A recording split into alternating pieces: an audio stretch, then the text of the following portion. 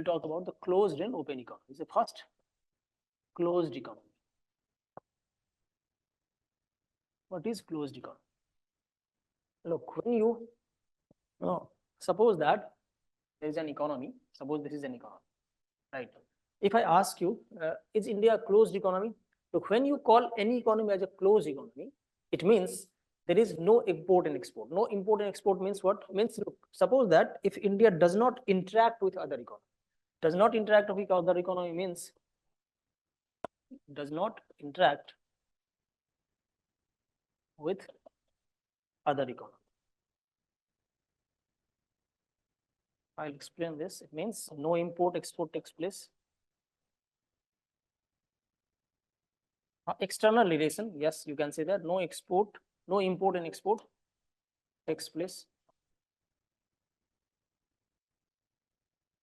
No capital inflow and outflow. Inflow and outflow takes place. What is capital inflow and outflow means FDI, FII. That I will teach you later. FDI, FPI, etc. So what does it mean? So import export, do you know understand what is the import and what is export? Import export means when you import means when you are buying product from other country. Suppose that if India is buying oil, petrol or crude oil from Russia, right, or the Ukraine, that is import. If you are buying anything from other country, that is import. And when you are selling some product to other country, that is export. So if there is a closed economy, it means import is not there, right? Import does not take place. Export is not there. Export does not take place. It does not. And FDI, FII also neither takes place. Means FDI and FII. FII or FPI both are same. That I will explain later on. FDI, foreign direct investment, or foreign portfolio investment. That does not take place. Yeah, I'll talk about that example. Don't worry. So it's a very soon I will say that if North Korea is the example of closed economy or not. That I will talk about, right? Very soon. So look, when we okay, take example of your North Korea. Before we come to the North Korea, so when you talk about no import, no export, or no FDI, FII, no interaction with other economy, is there any economy in the world? Suppose if you talk about India, is India the closed economy? No, India is having import export with almost every country. Most of the country we have it, right? We have a FDI, FII in the economy. We interact with other economy.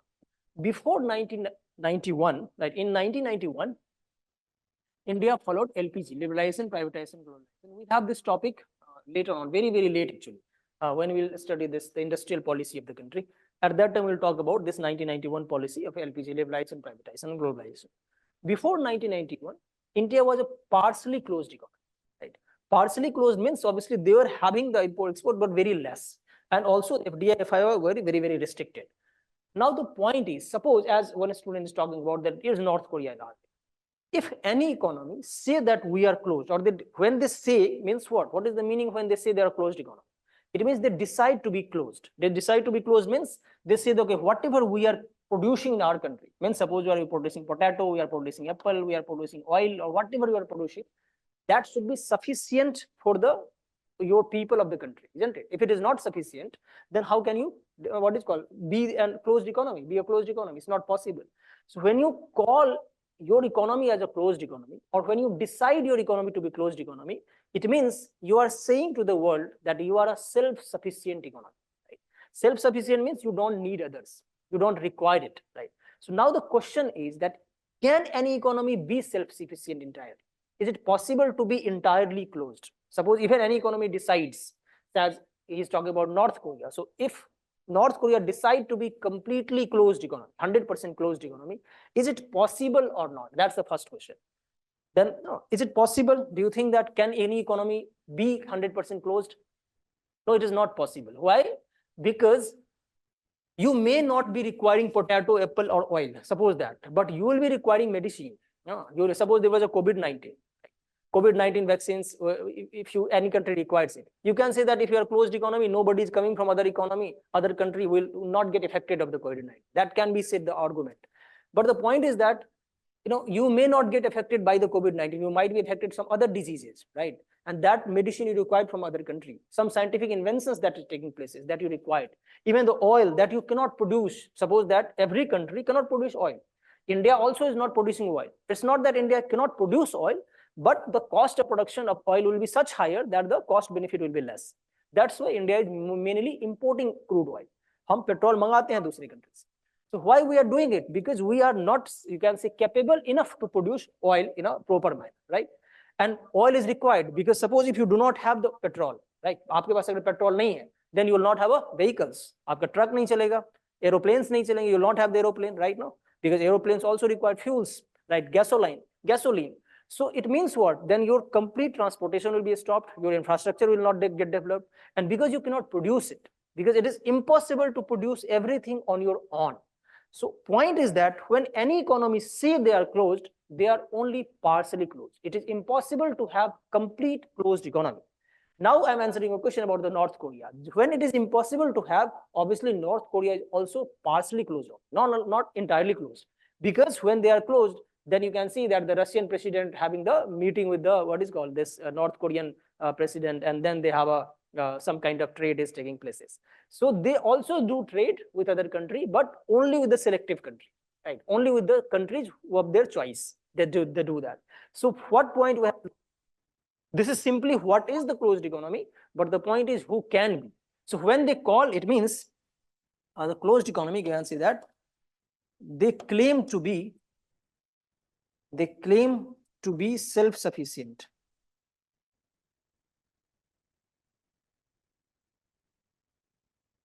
They claim to be self-sufficient, but in practical,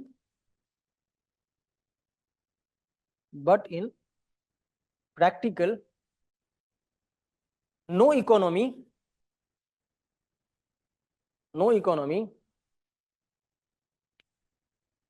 can be completely closed,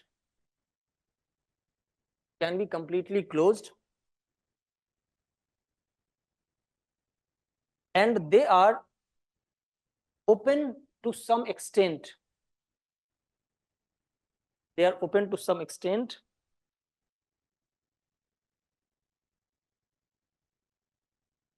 Especially for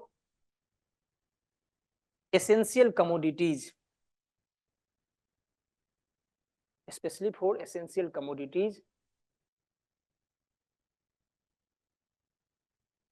Like food security,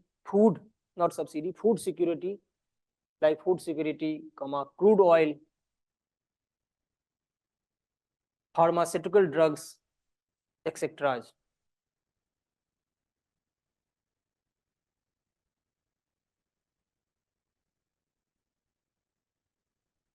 Okay. This is the closed economy. Next, we have an open economy. Open economy.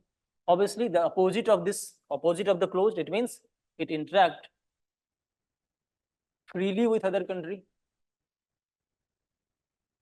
freely with other economies.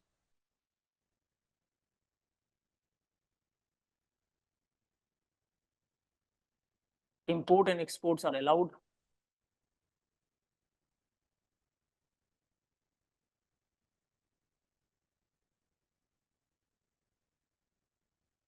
Capital inflow and outflows. Capital inflow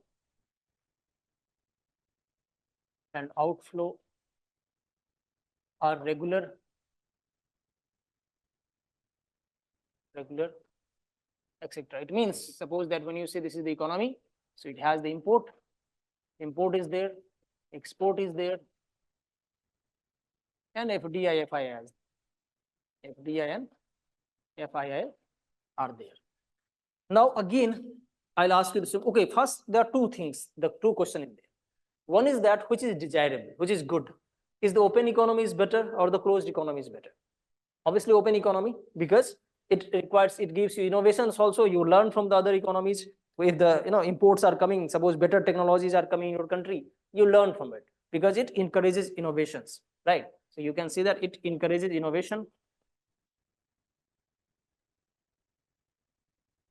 It encourages innovation. But I'll ask you one question then, because look, at the time of closed economy, what we said, that no country is completely closed, right? And right now we are talking about that open economy is better because if you know, suppose when you are open economy, then only you have a better mobile phones, you've got better technology, better car, better everything. That is coming, we are learning. But the point is, can any economy be completely open, or is they can be, but the question is that are any economies completely open, or is it desirable to be completely open? Suppose if your economy is completely open economy, means there is no restrictions at all, right? Now, then what will be the situation? What will be the situation then? As you said that look, import and exports are allowed. So suppose that the all commodity is coming from other country, right? Potato chips is coming from other country, all things that is coming from other country. Now, if that is coming and something that you are also producing, for example, you talk about mobile phone. India also produced some of the mobile phone, like the what we had, Lava was there. There was Micromax. I think Micromax was Indian, right? Some of the mobile phone we have produced, but did they sustain in the economy? They did not sustain. Why? Because the competition they faced with the Chinese market. Right? When they faced the competition with the Chinese market or some Korean market, they were not able to sustain it because the competition they produce. The better product at the same price they were producing very good, and we are not able to sustain it. So what you do, this topic again, when we will study in external sector, at that time we'll talk about this trade barrier, the different taxes that India put. But here you just understand it, that what happens when you are getting the product that is cheaper and better than the country's product, then you put some taxes so that your product will become, somehow your domestic, industries can survive, or domestic industry can compete with them. That you do. It means you are putting some restrictions. You are not completely open then, right? Second thing, that it is also vulnerable. If you are completely open, it's not only that you are getting technologies, you are also vulnerable, or you can say open to the diseases of the world. Like, we talked about COVID-19. It came from other country only, right? Almost all it also you are, exposed to the financial crises. If you talk about the past, almost all financial crisis that started in the US, right? Even in latest 2008 financial crisis, that was started in US, it has impacted India. The Great Depression of 1930 that has started in US and that impacted the whole world, right? So point is, when you're completely open, then you are exposed to the whole world. That will also impact the country. So what you do then? What you do, that you are open to certain extent only. So you are not completely open, because if you are completely open, that will impact the economy. So again, you can write it in practical. In practical, every economy of the world, every economy of the world put some restrictions,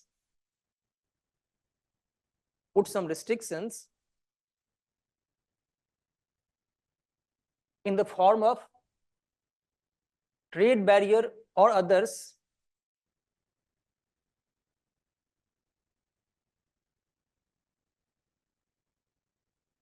to protect their domestic industries.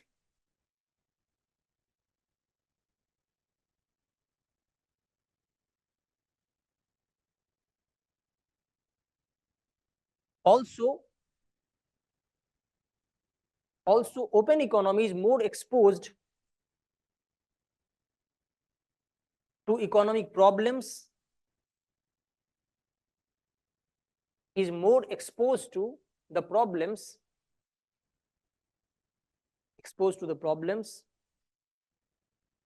in other countries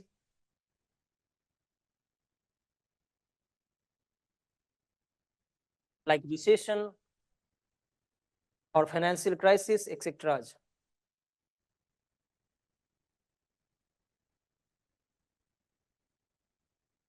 Okay. So what we have learned, that no economy is actually completely open or completely closed, right? They only claim to be. So when you call India as an open economy, yeah, it is open economy, but not entirely open. And when any economy is a closed economy, like India was partially closed before 1991, but still at that time we are importing and exporting something, right? Next thing, we have a linear economy versus circular economy.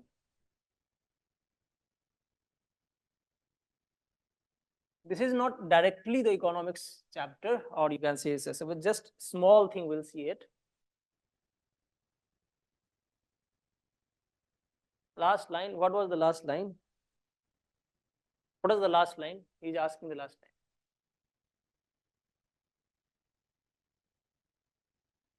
line. Okay, yeah. The open economy is also exposed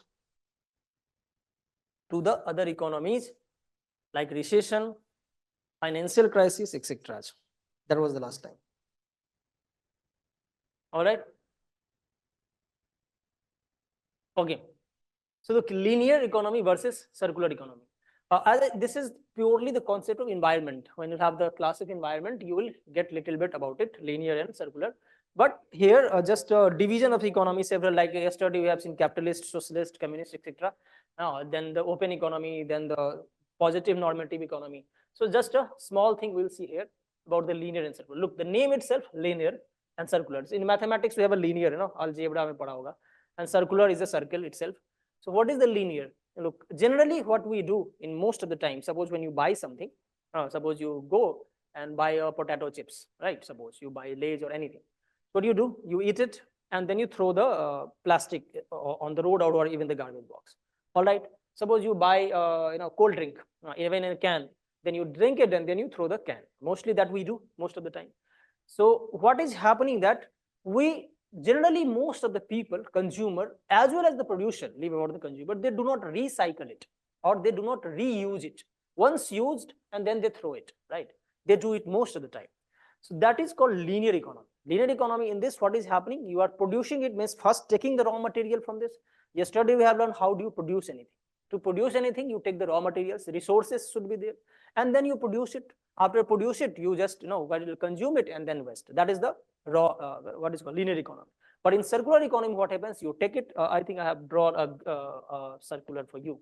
So what do? You take the raw material, then you produce, then you use and waste. That is what is happening. We are producing it, then using it, and then it has become waste. So that is the linear economy, right? And in circular economy, what we do? We don't waste it. So you make the product, then use it, then reuse it, remake, recycle, and then again make it. That is the circular economy. Now, what is happening in our present days? Most of the economists, they are saying, or the other people saying that we should follow the, okay, if I ask you, which is the better model, linear economy or circular economy? Circular economy, isn't it? So, but in on paper, it looks the better economic system. It is the better economic system, but practically it is very difficult to follow. Difficult because most of the time we don't. Now we are trying to do it. You can see in some places there is a recycle bag is put at there. Recycle machines are there that you put your in this. So if you are sincere enough to do that, it's fine. But most of the time we don't do it. So in general, you just understand what is linear economy. That is this, means taking the production, means first take the raw material, then you produce it, then you make it, consume it, and waste. That is what is happening. And circular economy, that you recycle it again and again as much as you can, right? And what should be the goal of an economy? That this should, as you can say, linear to circular. So goal should be that we should go from linear to circular as soon as possible or as quickly as possible, or at least we should try to achieve the goal. That is just a linear and circular economy itself. If you can take the screenshot if you want something. Now the next thing that we'll have, should I go to the next? Okay, the jaldi karo.